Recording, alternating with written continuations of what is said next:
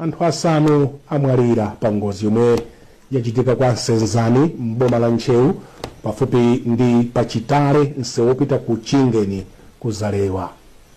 Mneneri wa polisi ya Nchewu a Jacob Kembo wati mwa asanuwo omwe adziwika ndi a McFarlane Banda ochokera ku Chirobwe mu mzinda wa Blantyre ndi a Nathan amene amakhala kuchileka ku Blantyre komweko, pomwe enawo sanadziwike mayina awo koma ndi amuna atatu ndi mkazi mmodzi. Zambiri mu ripoti lomwe walemba ndi Betha Banda kuchokera kwa Senzani koma akuwerenga ndi Sam Banda Junior. Akembo ati mmodzi mwa iwo amayendesa galimoto la mtundu wa Nissan Tida Saloon nambala yake BW 2001 kuchokera ku Zalewa kupita kwa Chingeni ndi anthu anayi.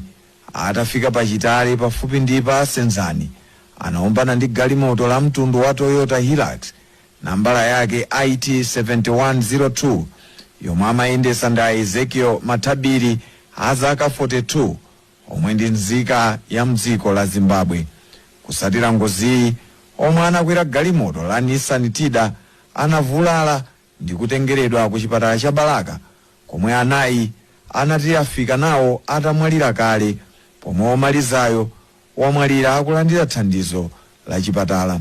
Apolisi kotero alangiza anthu kuti aziyendesa galimoto mosamala, ndipo omwe abale awo anachoka ku Blantyre kulowera m'boma la Nchewu akaone matupi ku nyumba ya chisoni ya Nchewu ngati ali abale awo. Una kuti kummawa lero pa 26 December 2025 kunachitika ngozi kuno ku Nchewu pa Chitale pafupi ndi Senzani Trading Center. Chimene chinachitika mtunena kuti galimoto la mtundu wa Nissan Tida imene namba yake ndi BW 2001 imachokera msewu wa Zalewa kubwera cha ku Chingeni amene uli wa M1, ndipo itafika pamalowa inagundana ndi galimoto ya Toyota Hilux imene ndi number plate ya IT 7102, ndipo wendesa wake anali Ezekiel Matabiri azaka 42 amene ndi mzika ya ku Zimbabwe. Kugundana kwa magalimoto awiriwa kunapangitsa kuti onse amene anali galimoto ya mtundu wa Nissan Tida avulale kwambiri. Choncho akufuna kwabwino anathamanga nawo ku chipatala chachikulu cha Balaka, ndipo atafika uko folo mwa asanu amenewa zinadziwika kuti amwalira, ndipo mmodzi mwa iwo anamwalira ali mkatikati molandira chithandizo cha mankhwala ku chipatala cha Balaka. Ndipo bungwe la Musicians Union of Malawi MAM kudzera mwa mtsogoleri wawo a Vita Chirwa lati ndilodandaula ndi imfa ya aluso asanu omwe amaimba bandi ya The Vibe yomwe imamuthandizira Eli Njuchi.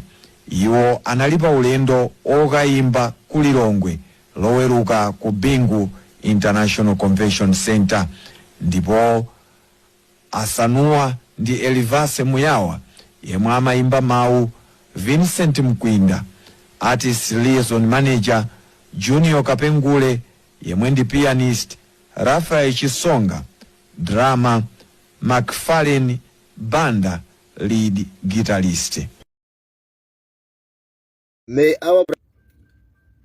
May our brothers who lost their lives in car crash rest in peace. Awagulu ife baja tinabadongo yankula eti muzungu tukulukira because we speak zimeti maenea kuti tiyankhule eti taluza magazi ena akachinyamata amene amayimba ndi Eli Njuchi, right? Ana ajepere ndi mayuti amene aja mayuti anzatu onda kuti nawonso anali ndi mtsogolo, right? And mumaziwa imfa ya munthu wadi wajepere eti mamvesa chisoni kwambiri because amakhala kuti sanapanga achieve zimene amafuna moyo wawo. Nawo ngozi yachitika koma anthu mukuyankhula zambiri. muyankula ayi eli njuchi wanali kuti and all that. Let me tell you this, my guys, kuna kuti palibe muntu amene amayembekezera ifa. You must be careful zimene muyankhula pakamapa. Palibe muntu ulotati tikufuseni inu amene mukuyankhula kwambiri kuti tikufuseni mwayikonzekera ifa kapena ifa idalaka kuti kubwera mwa mwayikonzekera. Palibe ndi mmodzi yemwe amene anganene kuti ndiokonzeka. Palibe muntu amene angazikonzekere kuti amwalire. Palibe. Titika nkhalidwe kusakhala bwino amalawi tifuna tikuwuzeni. Kusakhala bwino mwina chifukwa chokuti ambiri inu kwanu munthu sanamwalirepo pa ngozi. Ndifanya kama mumayankhula yonjala la. Ndimanena nazona kuti imfa imaphweka ikachitikira nyumba hiyo ya neba uko. Imfa imaphweka. Koma imfa ikachitikira nyumba mwako, that's how you understand kuti anthu amamwalira. That's how you understand kuti kumakhala heartbreak ya munthu ona kuti unamuona mamawa ndiye within an hour ukumva zona kuti munthu chakusiya mwina wachita ngozi kapena nyanga yachitika. Imfa ikakhala kuti munthu amene wamwalira imuna sukunziwa kuti mwangu kuti iweyo makhala kuti it doesn't affect you because munthu amene wamwalira sukunziwa. Koma let's talk about anthu amene akunziwa munthu kapena ma family amene ana munthu amene ena aja ndi banja awo ndoti ali pa banja ali ndi ana ena aja ndiye ana aja aona bambo wa mama wa kapena mai awo aona mama wa komano chantha ina yake wani awaleta akumva zona kuti munthu chawasiya pangozi.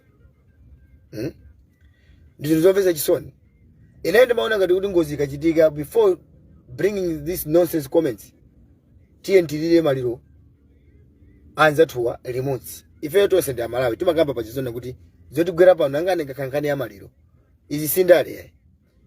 Ngani ya maliro TNT tonse tilile pamodzi. Anzata kugwiridwa zovuta. Ndipudi mukazagwiridwa maliro nyumba mwanu, that's how you going to understand kuti anthu amamwalira. Ndipo it breaks heart. Maka munthu amene akachoka kaundu is well loved one. Kuchoka mbale mwako osati usibilings wako uja kuti okokeraso tikamba zona kuti anthu amene makhala nyumba imodzi kumali anawo zoti mwaona mama awo avala mwapasana nawo muona nyamuka kumapita ndiye munthu chawapeza kuti munthu chawatisiya. Ndiye zimene zimakhuza zibwana zimene tikupanga ifeyozi tsiku lina tizalanda nazo zilango izi. Tsiku lina tizalanda nazo zilango. Munthu sakakonzekere kumwalira palibe. Kuti kufuseni amene mukukomenta ine zopusa palibe kuti palibe uyo mawa tikoza kumva kuti nyanga chakuchitikirani. Palibe munthu amene amakonzekera imfa. And wina aliyense amafuna kandi moyo mpaka napanga achieve zimene akufuna mpaka nazafike point mwakuti. Anya amene aja kuti mafuza chinyamata onse chendangono ngono palibe chimene apanga achieve moyo. Chichachona kuti kufika panda kuti kana kuti munthu apanga achieve moyo.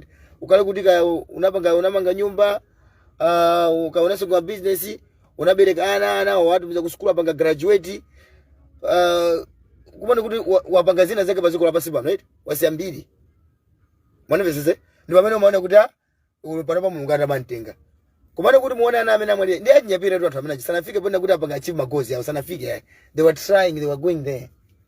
Ndio wina ukukamba zambiri ukamba zosakhala bwino yanjala akulu imfa sipanganika. Ngifeka ipe mwana nkamba zona kuti munthu wopoti wanabadwa dzulo akuza kumwalira nthawi iliyonse and sisi matengeranso kuti how old you are kapena cause you can die at any time. Ndiye ndimene makhalira imfa and imfa imabwera modzizi musofu palipo munthu amene amakonzekera.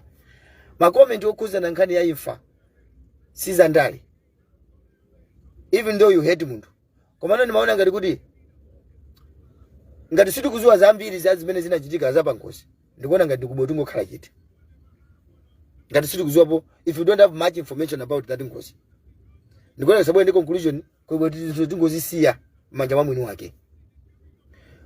Pangozi ine ndimakuza nthawi zambiri ndimakhala ndili pasewe pamachitika zinthu zambirimbiri simukuziwa kuti koza wangozi imene uja ndani amene wapanga ngozi simukudziwa, you don't even know right.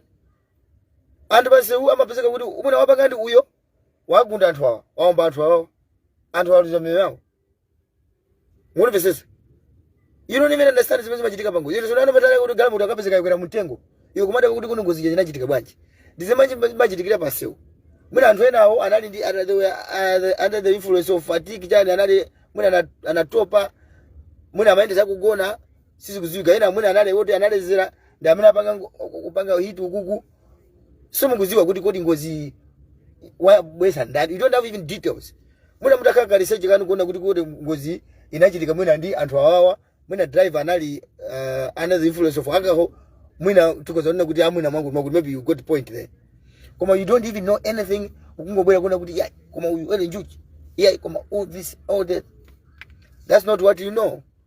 Ine naluza cousin wanga kukasungu akuchoka ku show ya P Square ya kulilongwe ndimakandi ukamba zimobwereza bwereza mwanve sise kumana kapezeka kuti truck yaomba kumene muomba amene kuja right iyeyo mzaga amene akhala kumbuyo anapulumuka ifanzaga anangogona mbuyo yenda amene amayendesa inali head on anamba in truck kazi not anamwalira komano inali beyond recognition sidinathe kuona nkhope and ife wachipata natu zona kuti akufunika munthu mmozi olimba mtima kuti akaone maliro mugali moto munali 3000 3 million malawi kwacha chifana kapanga za magulisa magali moto zomwezi ndalama zo zinatengedwa anatenga nali hapo isika anatenga nali ndani we can't even say much kuti anatenga ndalama za chifana kuti anatangusa gamu dako mene ndalama zinani gali moto ndalama zinasowa mpaka hapa ngozi ndi chinthu chona kuti you can't predict malume mukukamba lero mawa tiva zina tiye tibwene fundo zina zake zabwino kuti kuti ngozi tingamazi pewa pasi ngati mene I expect the General of Malawi Police Service amene abwera pa chaona kuti munyengo ino ya Christmas tiye ni tionesese zina kuti makamoto wathu kana mabreki kandi chani zija zoti tiziyenda pasi mosamala zinthu zimene zijazo ndizimetika tikumalimbikisana kuti mwina ngozi za pasi zijepeko koma sikuti ngozi jayabwera ndiye tiziyankhula noza mbiri amwene ndikuti wina aliyense akuza kumwalira at any time ndimene makalia imfa ikafuna kubwera sigogoda komanso munthu sangakonzekere kuti amwalire ine ambuye ndadzuka ndifuna kuti ndimwalire palibe munthu amakonzekera imfa and I'm not sure kuti majority ya Malawi ku Malawi amakonza kuti munthu wakutwa kuti amwalire sizingateke zimene munthu kungozuka ndikunena kuti ndifuna kuti auje lero amwalire chinanti ndi chanthu chimene chamwalira amene mujamu ndokane kuti basi konkoza yo kungokhala and you know andu amene amakonza zona kuti wakutwa kuti amwalire sikuti amakhala tu ndi tenderetu saka ni tendere mtima nanga liwewe wakonza zona kuti una akamwalire sumakhala ni tendere mtima sumakhala palibe simakhala naso sumakhala ni tendere now ndikuona ngati kuti pa nthawi inoyo pamene tata ya azizathu tiyendirire nawo limodzi mukutimvesese tiyendirire nawo limodzi chifukwa kuti ma depression amabwera munjira zosiyana mwanemvesese mukwakhumudwisa anthu chifukwa chomukhumudwisa munthu that somebody can be depressed ni ma comment anu aja zipezeka kuti munthu uja wazimangirira wapanga commit suicide ya chifukwa chokuti kumamba message ya chifukwa chokuti padali ma negative comments pangozi yakuti yakutuja wena wazimangirira pa zimene zijazo chifukwa chokuti sitikulira nawo anthu alimozi tikubwera ndi ma comment ena kosa kalabu pa imfa imene yachitika abale athu amene atisiya ndiye akulu ndife anthu akulu tonse tili mabweya panopa mwanemvesese komano tiye ndizipasana ulemu nayi ikafika nkhani ya imfa yoti munthu unakuwa mwalira ndikuona kuti mayankhulidwewa tichepeseko mwanemvesese tichepese zinthu zizi sikulina lake zizatisadira apa ndikunena ine ndi wa situation Malawi paja ife tili ngati ma prophet timazuzula pena kuti zizulepo kawina atikonda kapena wina satikonda koma yeye ndikuona ngati kuti munyengo ineyo pamene anzathu ajawa atisiya tiye tikhale nawo limodzi tiye tilire nawo limodzi. If you got nothing to say, it is better to shut up your mouth, because you will be criticized. Nema comment yako TNT ngo kala ni chete, because we don't know anything about that crash. Sisi kuzo jijosi komasa tikupemba habari yatu amene mukupanga post ma sensitive videos mena habari yatu ajati sira avulala kwambiri anamenyeka ina ukunkopeta na magaza kutuluka yanchani mwangu maguti even galmoto jamene ngozi jachitikira yanchani mwangu maguti acha ndimaona ngati kuti ndikwabwino kuti tisapange shares zimene zijazo ndikuona kuti zinthu zizi zikupweka chifukwa kuti chachitikira ukoko koma zile chitikira family yako iweyo ndo pamene umaona kuti uyusu chifukwa cha panga amwe zimaphiza ntima kuti iwe ntima wako wapulika kale ndi zimene zijazo kuti wakhumudwa kale ndi zimene zija Ndipo kubwera sio nawake sikumangoonesa zinthu zimene zimene somaina kuti uoneso yayi. And you must know kuti what we are posting on social media will remain there for the rest of our lives. Zakakhaziri pamene pajapo. Ndi anthu amene atisiya awase muna nandi ana ang'ono. Chimene panga post pa social media paje kuza nazo atu kuti ngozi imene achitikira muja. Ndeta ipanga post pa social media pa Facebook basi. Ana yake munthu yakamaza kula zaone zimene zinachite muzamve kuti ana ajazamva bwanji. Azamva bwanji zone ngati ndi kuona ngati kuti pa nthawi inoyo tiyentisiye zimene zizi. Tiyentisiye zimene zizi ngati pale malangizo ena akuona kuti mukhoza kupereka kukhoza ngozi zapansi. Ndinololedwa kupereka ngozizo kwa amene kupereka malangizo kuti tisatire zimene zozo. Koma tisankhule kwambiri tisankhulise. Chifukwa china chechi kuchikoza kuchitikira iweyo mwina somawa. Munimvesese? Dema kandi kunena izi ndai nake panachitika maliro apingwa mtalika and adai nake anapanga celebrate kundilande. Kupanga ati ka Brian anakagula nkhumba ndikupanga Brian mndilande kuja kupanga celebrate. Nimagamba izo mobwereza.